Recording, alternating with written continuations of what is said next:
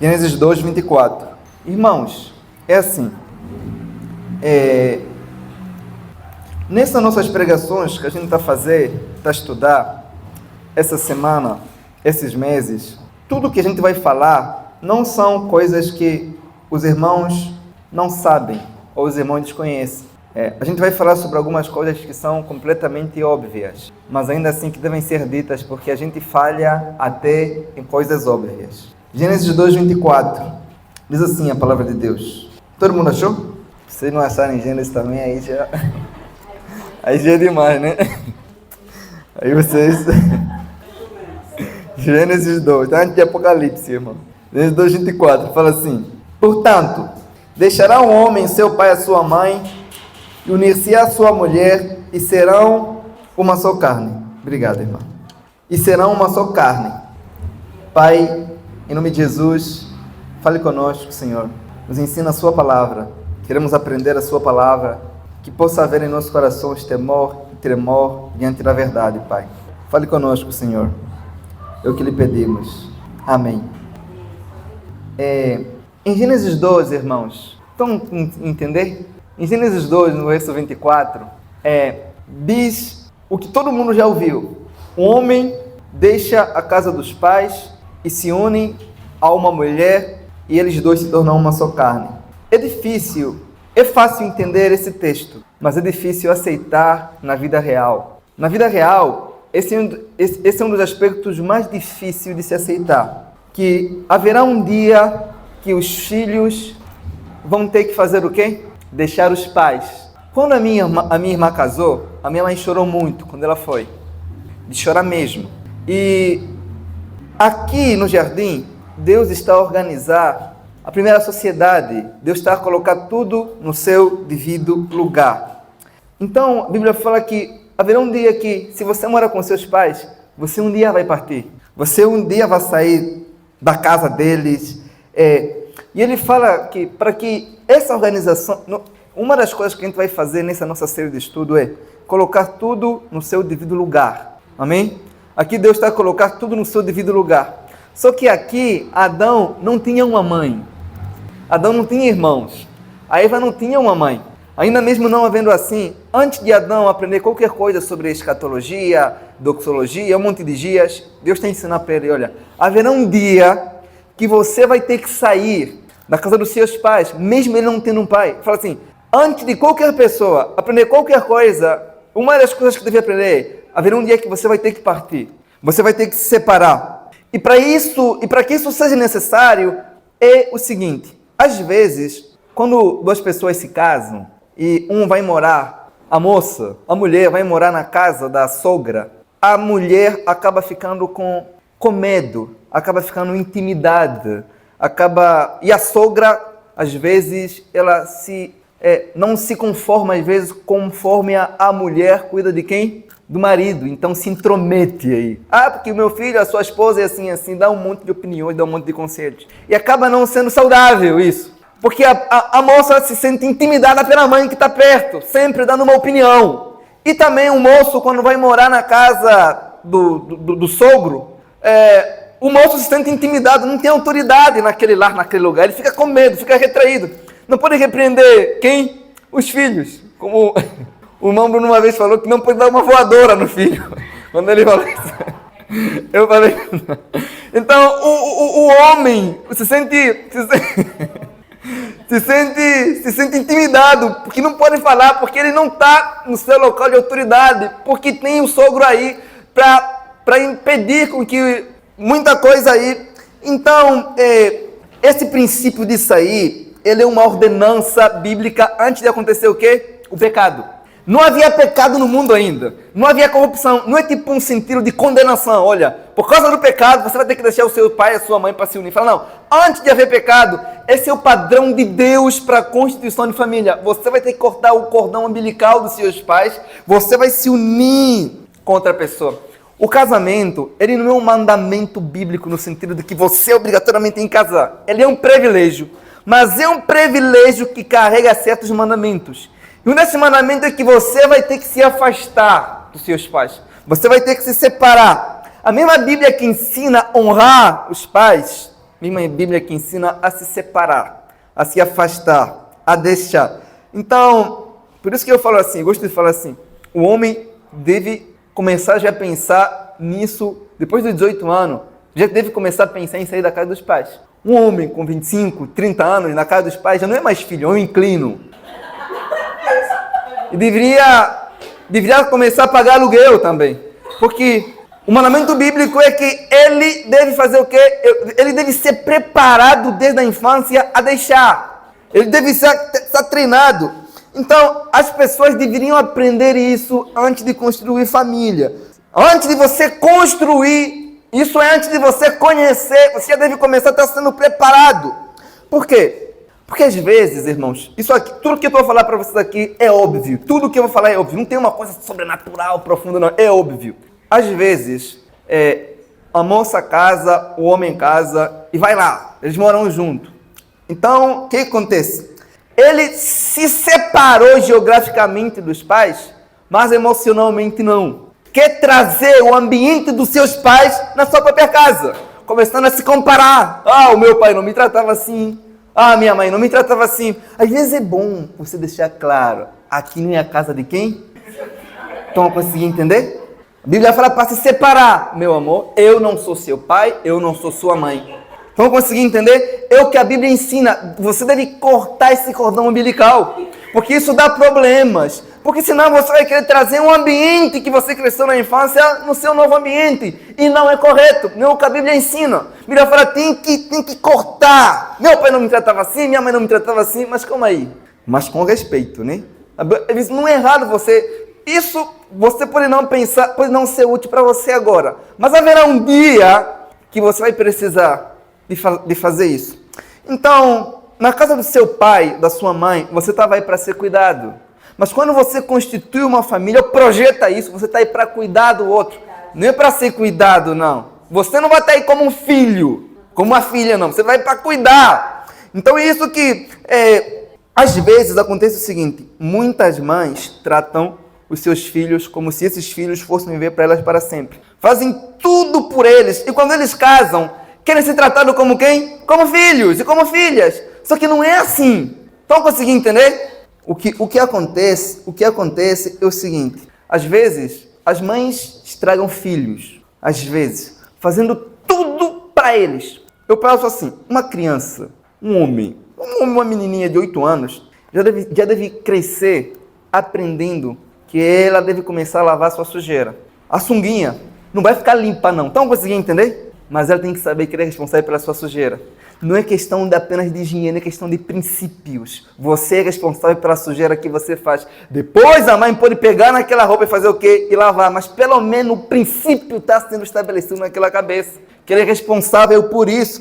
Vocês, agora imagina, você deve fazer muito pelo seu filho. Mas você não pode fazer tudo por ele. Quando você faça isso, você está destruindo ele. Um rapaz de 10 anos... já deve ser ensinado a supervisionar as portas da casa estão trancadas ou não.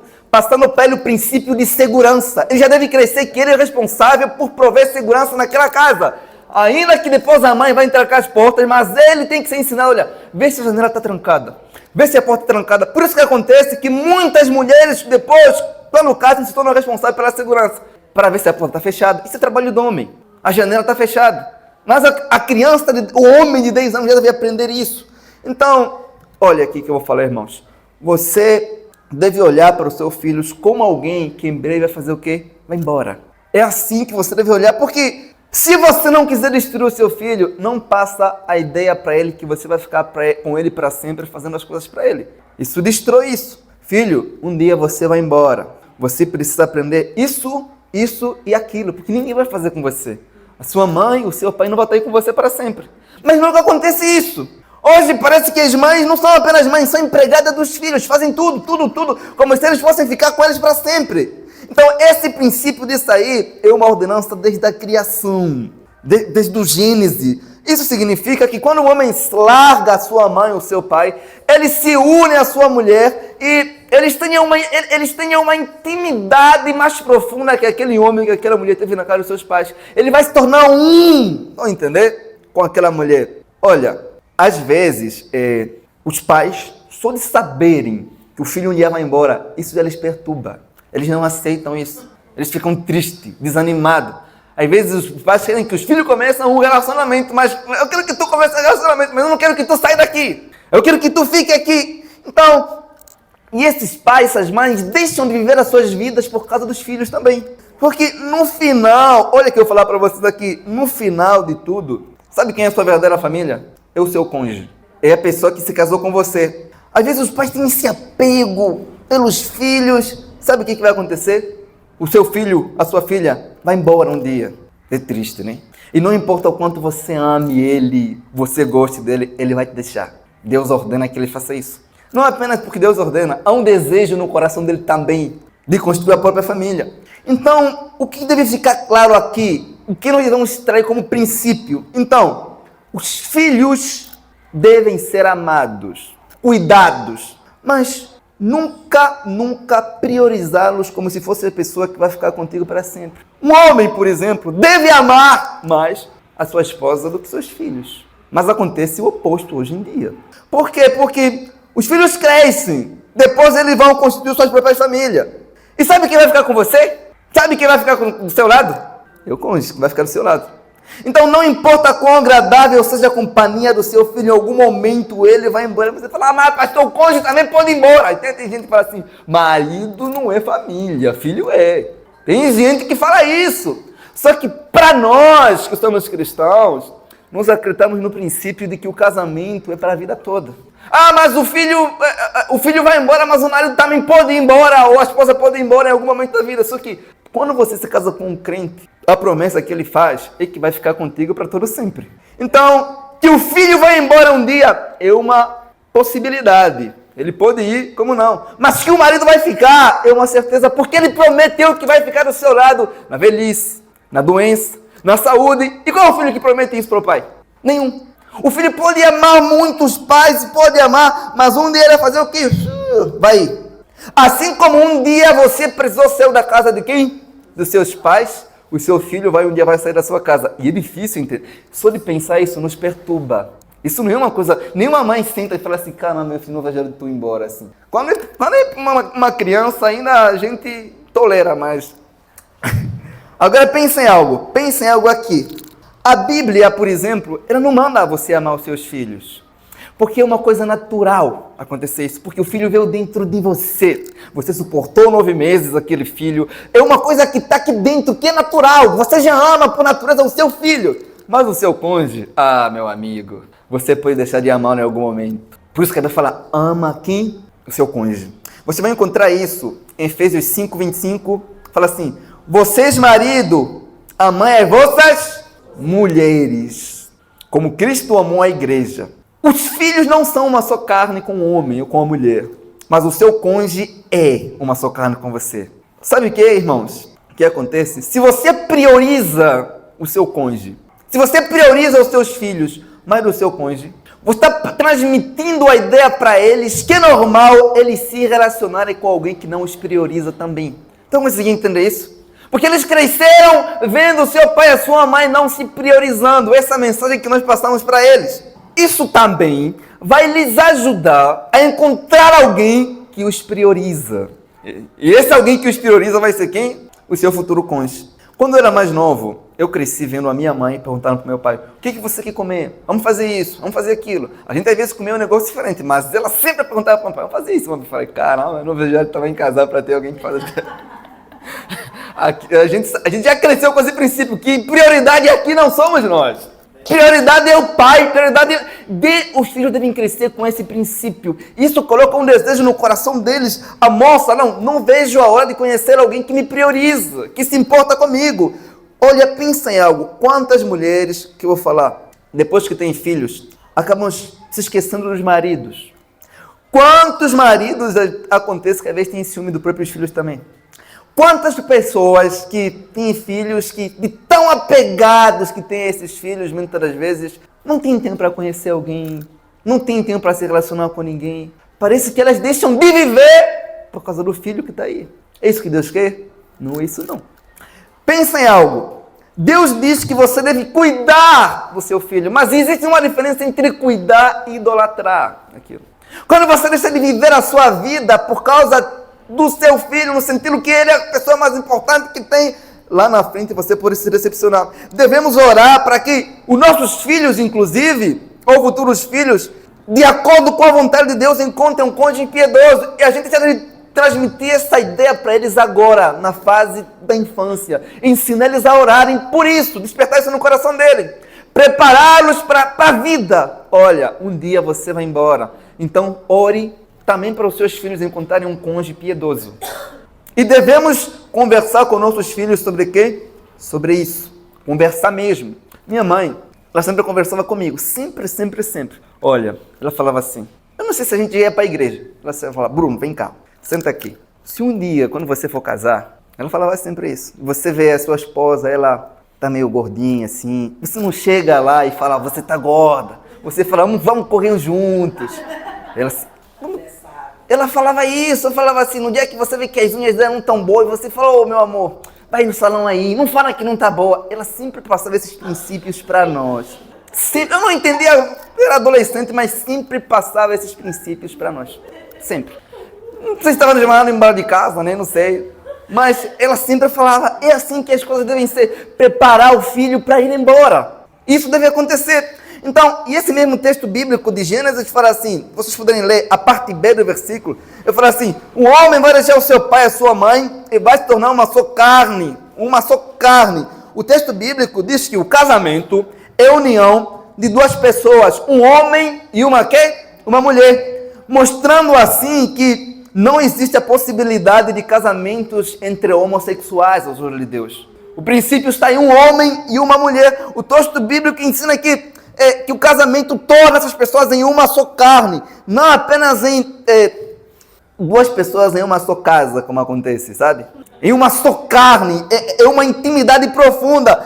Deus, olha, cada casamento que você vê, você está vendo um milagre da parte de Deus. Onde os dois não são mais dois, mas são apenas São apenas um. É um milagre divino. A expressão uma só carne é muito forte, mas é bonito, mas a gente não pensa nisso. Isso quer dizer que quando eu me uno com alguém, todos os defeitos daquela pessoa são os meus defeitos também. As qualidades são as minhas qualidades também. Então eu falando mal dos defeitos daquela pessoa que está unido a mim, eu falando mal de mim mesmo. Eu difamando aquela pessoa, estou difamando a mim mesmo. O que eu faço pelaquela pessoa, estou falando para mim mesmo. Então a esposa, o esposo não é apenas próximo de você, é a pessoa que é um com você. E tudo, se um homem ou uma mulher anda mal apresentado, não é apenas aquele homem ou mulher que está lá mal apresentado, é o casal que está lá mal apresentado. Cada homem e cada mulher é responsável por zelar pela apresentação do outro, porque eles são uma só carne. Então, uma coisa que fica clara é que o casamento, essa união familiar, é um chamado para você deixar de olhar para você mesmo. Já não existe o eu morre, existe o nós. Sabe, você vai perceber algo, é um chamado ao abandono do eu. Pensa em algo, uma coisa que fica clara aqui. Quando você se une com uma pessoa, ou você vai se unir, a única disputa que deve haver é quem faz mais pelo outro. Não é esperar que o outro faça por você. Não pode ser uma disputa, no sentido, eu já fiz ontem, eu fiz comida hoje, eu fiz comida amanhã, eu já limpei hoje. Não é assim. Não é assim, não é de forma alguma, não é. É o seguinte, olha, quando eu busco a felicidade do outro, eu estou buscando a minha própria felicidade, porque nós somos um só. Estão conseguindo entender? A única disputa é quem faz mais pelo outro. Não é uma comparação, não é um desafio, como às vezes acontece. Então, e aí, o nosso egoísmo é revelado. O nosso egoísmo vem a tu. Quando você é sozinho, você tem a sua vida que você quer. Mas quando você está com alguém em uma só carne, já não existe o que eu penso, o que eu quero, mas é o que nós queremos, o que nós pensamos. Aí, você casa aí. Uma semana você está acostumado a ver filme de guerra. Uma semana um filme de guerra. Aí tu casa. A mulher fala assim, eu não gosto de filme de guerra não. Eu não curto ver morte. Aí eu falo assim, eu gosto de ver dorama. Aí tem um desafio agora. Um gosta de filme de guerra, outro gosta de dorama.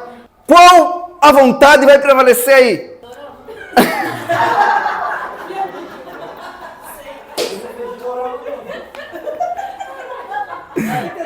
Meu irmão, obrigado. esperem algo aí.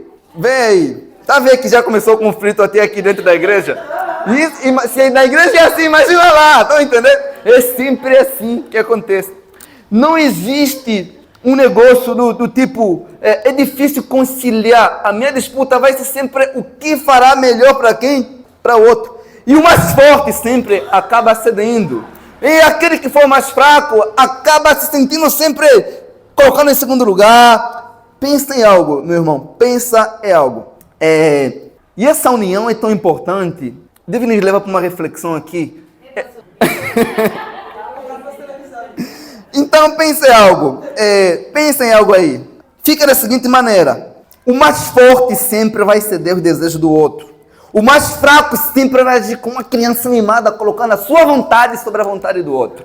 É sempre o mais forte que cede, não é o mais fraco. Se a pessoa está cedendo a suas vontades, não é porque você é mais forte que ela, não. Ou você é mais forte, não. Não é porque ele é fraco, não. É porque ele está agindo, colocando a sua vontade acima da vontade dela para fazer você feliz. Isso devia criar em você uma disputa. Como você está sempre sacrificando as suas vontades por causa de mim? Quer saber? Eu vou sacrificar a minha por causa de você. Hoje vamos ver filme de guerra. É sempre assim, a disputa sempre vai ser quem faz mais o outro feliz. Nunca. Essa deve ser a preocupação. Não o que o outro faz por mim, mas o que eu faço por ele que prevalece. É o que é importante. É isso que deve prevalecer. Então, pensa em algo. Às vezes as pessoas, elas se unem, se tornam uma só carne por causa dos hormônios. Por causa da relação sexual. Diz o jovem não consegue controlar o desejo que está fervendo dentro dele. Eu quero, quando eu casar. Só que, pensa em algo, meus irmãos. Se os hormônios te fazerem tomar essas coisas, se unir com alguém apenas por causa dos hormônios, você vai sofrer. Você vai sofrer muito. Pensa em algo.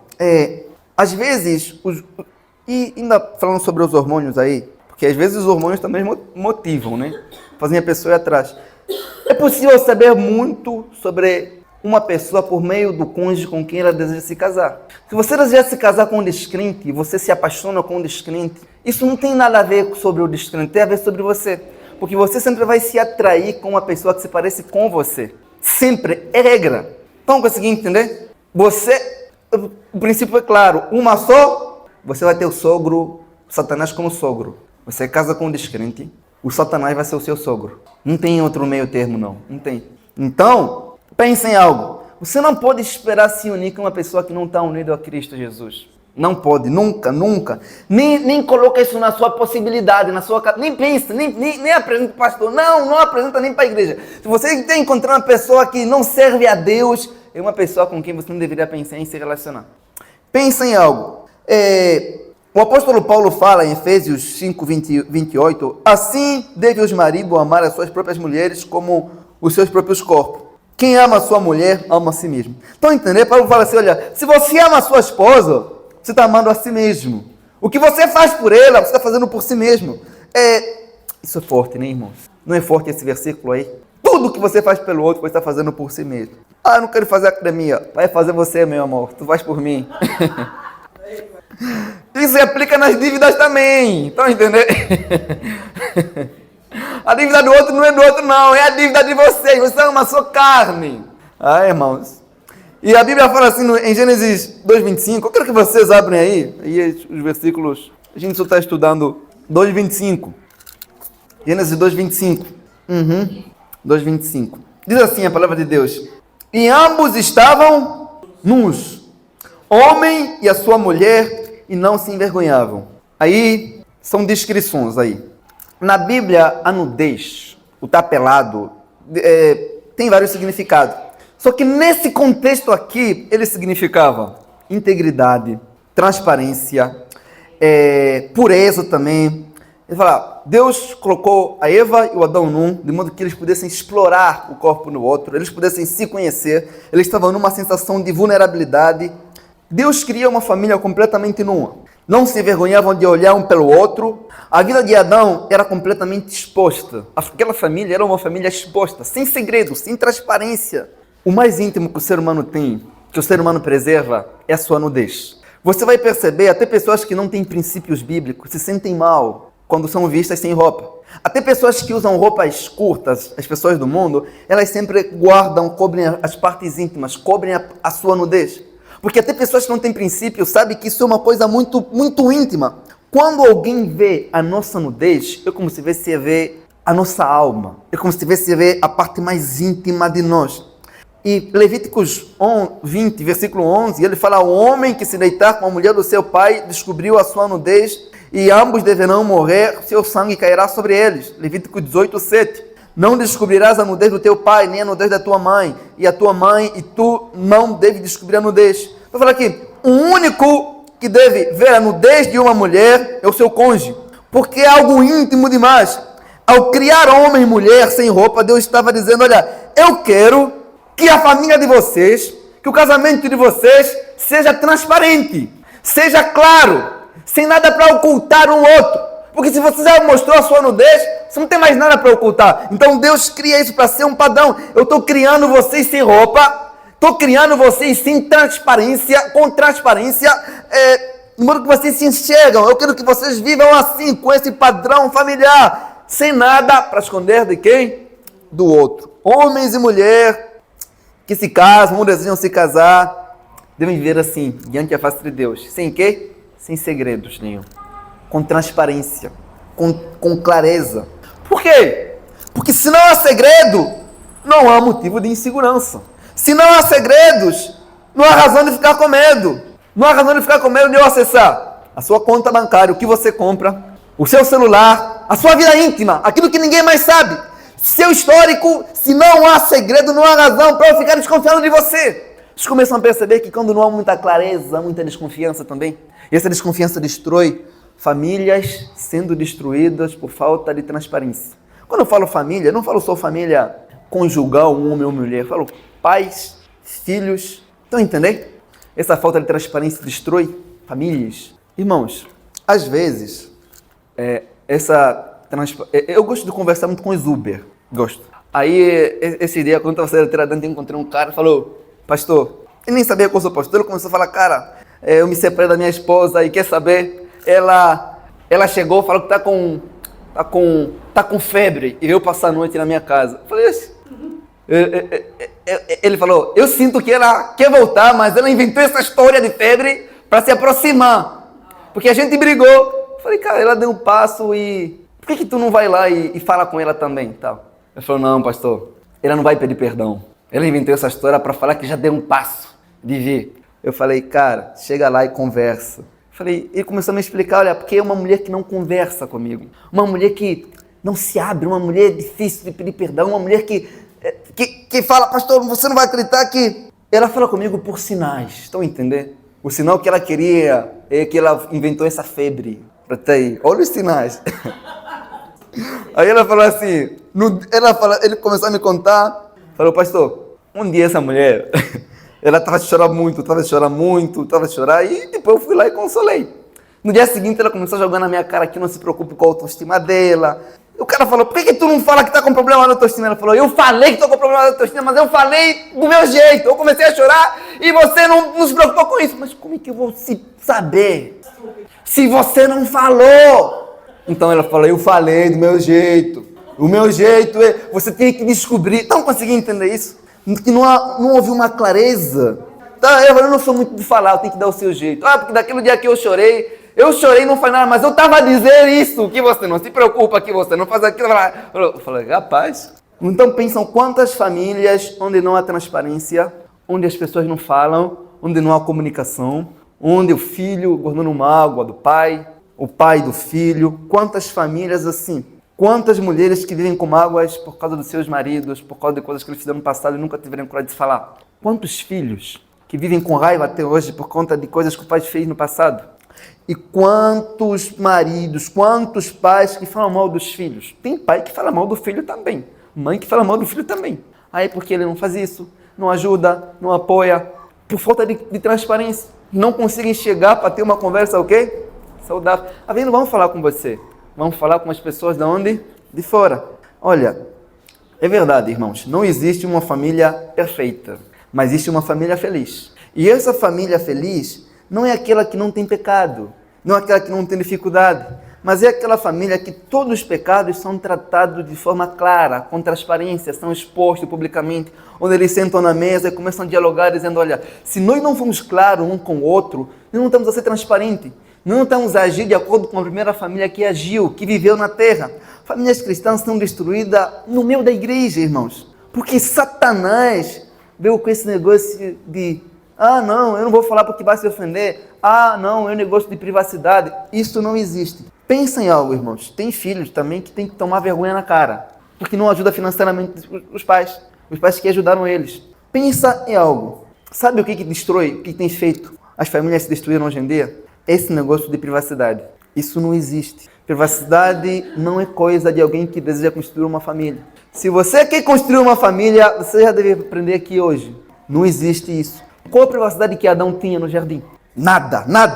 Então, privacidade é coisa de gente solteira. A pessoa casada não tem isso. Perdeu tudo. Ainda assim. É isso aí. Se morar com os pais também perde a privacidade. É isso aí.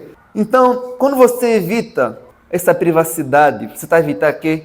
O adultério, a mentira, os segredos desnecessários.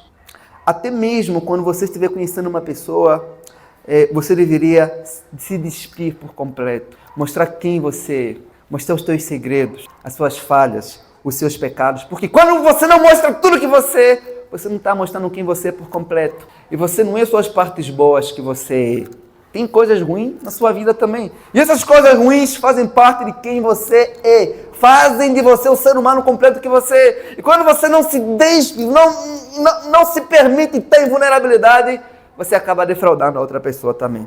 Sabe, nós não gostamos de se abrir, de se despir, porque nos torna vulnerável. Vocês conseguem imaginar como é que é vergonhoso você estar pelado diante de outro ser humano? Não é vergonhoso? Não é vergonhoso, irmãos? É assim que Adão estava, no jardim. Ele e Eva. Seria uma vergonha. Mostrando para nós o padrão. Pensa em algo. Você não pode sentir medo de estar vulnerável, de se despir completamente para outra pessoa. Pensa em algo, né? Você deveria confiar na sua família, nos seus pais, na sua mãe, no seu cônjuge, na sua família espiritual também. Um lugar que você deveria estar mesmo vulnerável. A parte B desse versículo é que o texto diz que eles estavam nus, primeiro é que eles se uniram, eles estavam nus e eles não se envergonhavam. Sabe por que eles não se envergonhavam de estar vulneráveis um ao outro? Porque eles não viviam no pecado. O pecado causa vergonha em nós.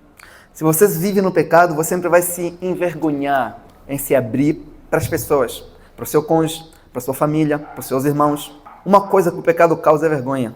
Nunca é vergonhoso confessar o seu pecado. Nunca. O vergonhoso é você permanecer no pecado e achando que ninguém vê. Irmãos, pensa em algo.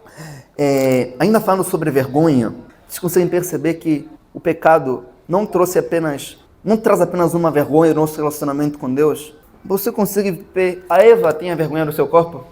Tinha vergonha, irmãos? Mas hoje, acontece por causa do pecado, nos afetou. Quantas mulheres sofrem hoje com vergonha do seu corpo? É porque eu estou gordo, eu estou magra, eu estou escura, eu estou assim, eu estou daquele jeito, eu estou numa assim aqui.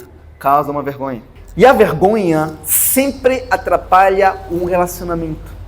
Seja o nosso relacionamento com Deus, seja o nosso relacionamento com o cônjuge, seja o nosso relacionamento com a igreja.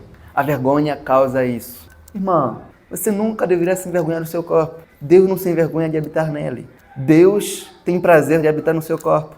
Não por ser o melhor corpo que existe, mas por ser o corpo que ele escolheu para habitar. Isso não devia trazer em nós um senso de prazer, falar, eu amo o meu corpo. Não por ser o melhor corpo que existe, mas por ser o corpo que o Senhor habita nele. E você devia ter prazer de cuidar do seu corpo, porque Deus habita nele. Isso não é maravilhoso? Deus habita no seu corpo. A vergonha nunca é saudável. Então, quero trazer para vocês o seguinte. Você deveria amar esse corpo que tu tem. Olha para o seu irmão. Olha o corpo do seu irmão. Olha aí. Pode olhar o corpo do seu irmão. Olha aí, não fica com vergonha não. Está vendo esse corpo aí? Deus faz o quê? Deus habita nesse corpo. Porque se você mesmo não ama o seu corpo, você não pode esperar que outra pessoa ame o seu corpo. Você consegue ver que olhando para um ser humano que está do seu lado, você está olhando para um ser humano que tem um corpo que ninguém mais tem na face da terra. E que se você tocar nele, você está tocando em algo que ninguém mais tem. Isso não é maravilhoso? Que ninguém mais tem. Mas isso não acontece. Às vezes as pessoas casam, têm até medo de se mostrar um ao outro. Não fica assim não, irmão. Isso é consequência também do quê? Do pecado de Adão. A Bíblia fala que quando os olhos deles foram abertos, eles descobriram que estavam nus e cozeram folhas e fugiram da presença de Deus. Está vendo como é que a vergonha faz? Ela nos faz fugir dos nossos irmãos, de Deus, e não é saudável. Então a gente pode ter algumas aplicações para a vida, para a nossa vida real. Uma coisa que vocês vão perceber aqui nesse texto de Gênesis é que antes do pecado entrar no mundo, Adão e Eva se auxiliavam. Eles trabalhavam junto em tudo. Depois que o pecado entrou no mundo, eles não se auxiliavam mais, eles se acusavam. Aí porque eu comi, porque ela me deu, ele me deu. Você vê que tudo inverteu. A família, o casamento não é mais hoje aquilo que deveria ser. Tem sempre um que procura atribuir a culpa no outro. Estão conseguindo entender? É porque você é culpado, as coisas não estão frente porque você é o culpado. Tem sempre um fazendo, é porque culpado é você. Não era para ser assim. Mas acontece isso assim. Então, outra coisa que a gente pode tirar aqui de lição é que nós, nessa igreja aqui, os evangélicos dessa igreja aqui, se a gente não for ser evangélico, devem aprender sobre privacidade, é que a gente deve preparar as pessoas agora, para elas já construírem família com essa visão de que privacidade não quer, não existe no casamento. Desde o momento em que você diz sim ao seu cônjuge, você está dizendo não à privacidade. Não. Decisões precisam ser tomadas em conjunto. Tudo. Ah, não, isso é minha coisa pessoal. Tua coisa pessoal você deixa na casa da sua mãe, deixa na casa do seu pai. Quando você se casa com alguém, não é mais sua coisa pessoal, não. É coisa de vocês dois fazerem o quê? Decisões devem ser tomadas juntos. Então, outra coisa que a gente tem de aplicação aqui, não importa, esse é o princípio básico daqui. Existem alguns homens que saem da casa dos pais, mulheres que saem da casa da mãe, mas que não vivem na presença de quem? De Deus. O fator primordial aqui também é que esse homem e essa mulher que se uniram estavam vivendo na presença de quem? Não importa se o homem merece a casa do pai ou a mãe, se não viver na presença de Deus, aquela família será desestruturada e ambos serão condenados. O princípio fundamental aqui é quem? É Deus. Mas uma coisa deve ficar clara também. Não vamos confundir deixar a casa dos pais com abandonar os pais. São coisas diferentes. Porque tem muitos filhos que depois que deixam a casa dos pais, eles pensam que deixam de ser quê? Filhos. Você continua sendo filho ainda. O princípio de honrar os pais ainda prevalece. Então, e um exemplo claro sobre como uma pessoa que deseja constituir família, deve proceder quando sai da casa dos pais, é Cristo Jesus. O próprio Cristo deixou o Pai. Mas ainda assim, teve uma comunhão com Ele. Quando Ele descendo, Ele se encarna pela sua noiva, Ele nunca deixou de observar os preceitos do Pai, os ensinos do Pai. Quantas pessoas que depois que deixam os pais, eles esquecem tudo que aprenderam durante a infância, durante a vida. Olha, irmãos, eu quero falar um negócio para vocês aqui. Deixar alguém que amamos é doloroso demais. Um pai vendo uma filha para se casar, para morar com um homem que ele não sabe se vai cuidar dela como deveria. Isso dói. Isso dói não é porque a sua filha vai ser maltratada, é porque é o mistério que você não sabe que te encontra na frente. Isso preocupa demais. Agora pensa em algo. Só que os pais, eles são apenas quê? São apenas meios. São apenas meios que Deus usa para trazer os filhos para outras pessoas. E também esses filhos não existem para outras pessoas. Existem para Deus. O seu cônjuge que está do seu lado, ele pertence a Deus. O apóstolo Paulo diz em Romanos 11:36, ele fala, porque dele, por ele e para ele são todas as coisas. Então, Deus não está preparando alguém para você. Deus está preparando as pessoas para Ele mesmo. Estão conseguindo entender? Todas as pessoas que existem, que foram salvas, pertencem a Ele. E a razão pela qual Ele te empresta um pai piedoso, um cônjuge piedoso, é alguém que Deus colocou para passar um tempo com você até a chegada dessa pessoa aonde? Para o céu. Isso deveria nos fazer aproveitar cada minuto com essa pessoa, cada segundo, porque isso é alguém que Deus me emprestou. Seja um pai, seja um filho, seja um cônjuge, não vai estar aí com você para sempre. É tão raro nós olharmos para alguém como se fosse só alguém que Deus nos deu por um momento. e que cada momento é único, deveria ser aproveitado, deveria ser amado. Nós não pensamos assim. Não é raro pensar dessa forma e devemos ser gratos por Ele nos emprestar pessoas maravilhosas, como nossos pais, como nossos filhos. E nós não somos assim.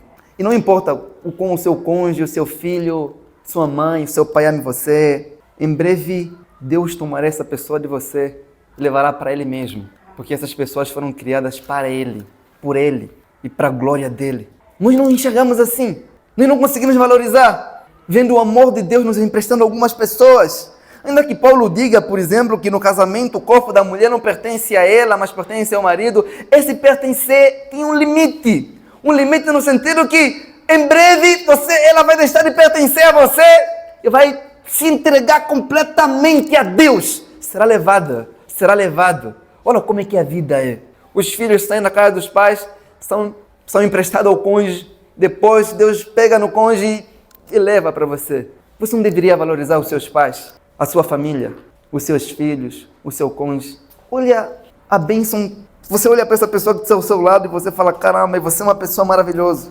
Se você é um pai e uma mãe, um cristão, valorize. É difícil, não é, irmãos? Todos nós pertencemos ao Senhor.